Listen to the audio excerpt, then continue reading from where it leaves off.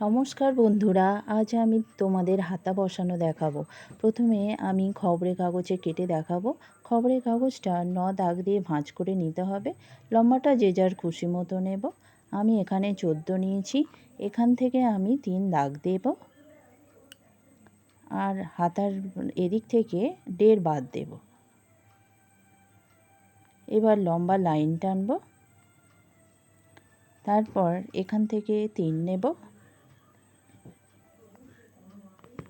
এবার আমি লাইনটা ম্যাচ করব। এবার দাগের ওপর দিয়ে কেটে নেব।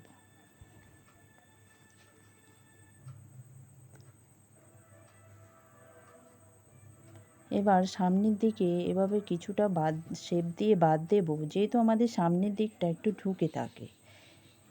এভাবেই আমাদের হাতার কাটিং রেডি।